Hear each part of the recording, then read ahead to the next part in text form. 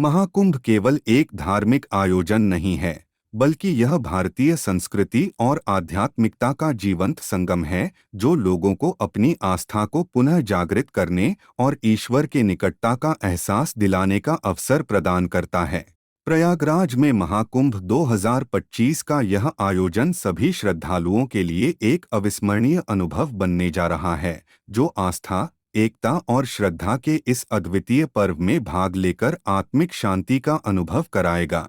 इस बार तो 144 वर्ष पूर्ण करके प्रयागराज में महाकुंभ की शुरुआत होगी। 13 जनवरी 2025 को पौष पूर्णिमा स्नान के साथ होगी और इसका समापन 26 फरवरी 2025 को महाशिवरात्रि के अंतिम स्नान के साथ होगा।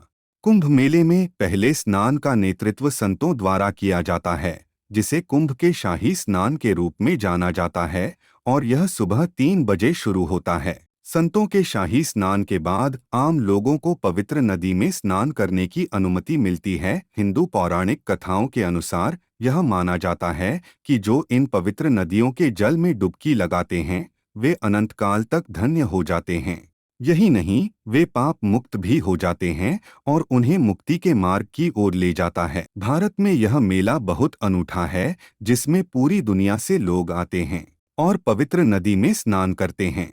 इसका अपना ही धार्मिक महत्व है और यह संस्कृति का भी एक महत्वपूर्ण प्रतीक माना जाता है। यह मेला लगभग 48 दिनों तक चलता है। मुख्य रूप से दुनिया भर से साधुए, संतय, तपस्विये, तीर्थयात्री इत्यादि भक्त इसमें भाग लेते हैं। कुंभ मेला 2 शब्दों कुंभ और मेला से बना है। कुंभ नाम अमृत के अमर पात्र या कलश से लिया गया है, जिसे देवता और राक्षसों ने प्राचीन वैदिक शास्त्रों में वर्णित पुराणों के रूप में वर्णित किया था। मेला, जैसा कि हम सभी परिचित हैं, एक संस्कृत शब्द है जिसका अर्थ है सभा या मिलना। हिंदू पौराणिक कथाओं के अनुसार कुंभ मेला 12 वर्षों के दौरान 4 बार मनाया जाता है। कुंभ मेले का आयोजन 4 तीर्थ स्थलों में होता है। ये स्थान हैं उत्तराखंड में गंगा नदी पर हरिद्वार, मध्य प्रदेश में शिप्रा नदी पर उज्जैन, महाराष्ट्र में गोदावरी नदी पर नासिक और उत्तर प्रदेश में गंगा, यमुना और सरस्वती 3 नदियों के संगम पर प्रयागराज। कुंभ मेले का पहला लिखित प्रमाण भागवत पुराण में उल्लिखित है। साथ ही समुद्र मंथन के बारे में भागवत पुराण, विष्णु पुराण, महाभारत और रामायण में भी उल्लेख किया गया है। साथ ही इसके बारे में जो प्राचीनतम वर्णन मिलता है, वह सम्राट हर्षवर्धन के समय का है। ऐसा माना जाता है कि शंकराचार्य ने इसकी शुरुआत की थी और कुछ कथाओं के अनुसार कुंभ की शुरुआत समुद्र मंथन से ही हो गई थी। आइए समुद्र मंथन से जुड़ी हुई जानकारी के बारे में जानते हैं। ऐसा कहा जाता है कि महर्षि दुर्वासा के श्राप के कारण जब इंद्र और देवता कमजोर पड़ गए, तब राक्षस ने देवताओं पर आक्रमण करके उन्हें परास्त कर दिया था। ऐसे में सब देवता मिलकर विष्णु भगवान के पास गए और सारा वृतांत सुनाया।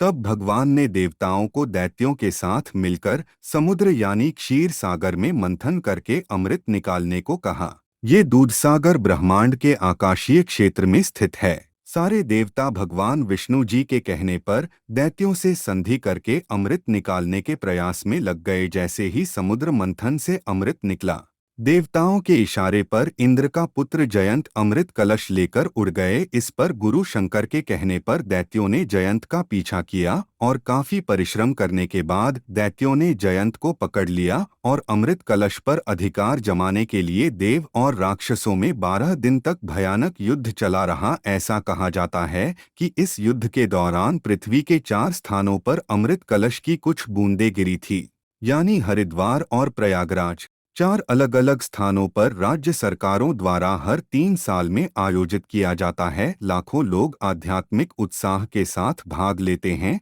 लेखक ज्योतिष गुरु पंडित अतुल शास्त्री। ज्योतिष सेवा केंद्र। Mobile number 095943184039। 9 अरब 82 करोड़ 8,19,501, जिनमें से पहली बूंद प्रयाग में, दूसरी हरिद्वार में, तीसरी बूंद उज्जैन और चौथी नासिक में गिरी थी। इसीलिए इन्हीं 4 जगहों पर कुंभ मेले का आयोजन किया जाता है। अतुल शास्त्री ने बताया कि देवताओं के 12 दिन पृथ्वी पर 12 साल के बराबर होते हैं। इसलिए हर 12 साल में महाकुंभ का आयोजन किया जाता है। अर्ध कुंभ का आयोजन 6 वर्ष और पूर्ण कुंभ का आयोजन 12 वर्षों के बाद किया जाता है। यह मेला दुनिया का सबसे बड़ा धार्मिक और संस्कृति का प्रतीक है।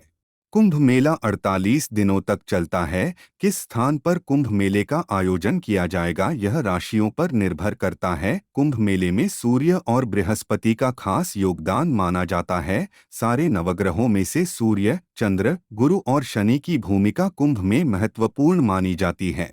जब अमृत कलश को लेकर देवताओं और राक्षसों के बीच युद्ध चल रहा था, तब कलश की खींचातानी में चंद्रमा ने अमृत को बहने से बचाया, गुरु ने कलश को छुपाया था, सूर्य देव ने कलश को फूटने से बचाया और शनि ने इंद्र के कोप से रक्षा की। इसीलिए ही तो जब इन ग्रहों का योग संयोग एक राशि में होता है, तब कुंभ मेले का आयोजन होता है। जब सूर्य एवं बृहस्पति एक राशि से दूसरी राशि में प्रवेश करते हैं, तभी कुंभ मेले को मनाया जाता है और इसी आधार पर स्थान और तिथि निर्धारित की जाती है। जब बृहस्पति वृषभ राशि में प्रवेश करते हैं और सूर्य मकर राशि में, तब कुंभ मेले का आयोजन प्रयागराज में किया जाता है। जब सूर्य मेष राशि और बृहस्पति कुंभ राशि में प्रवेश करते हैं, तब कुंभ मेले का आयोजन हरिद्वार में किया जाता है।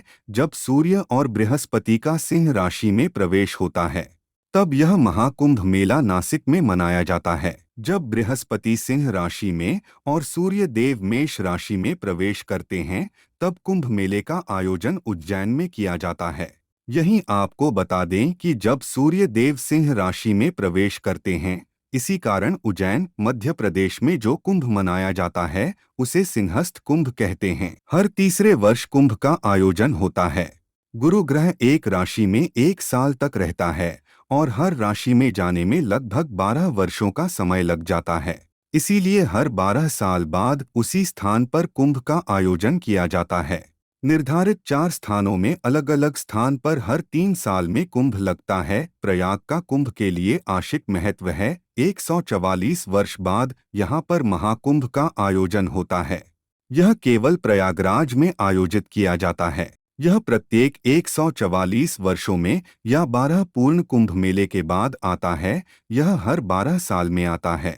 मुख्य रूप से भारत में 4 कुंभ मेला स्थान यानी प्रयागराज, हरिद्वार, नासिक और उज्जैन में आयोजित किए जाते हैं। यह हर 12 साल में इन 4 स्थानों पर बारी बारी आता है।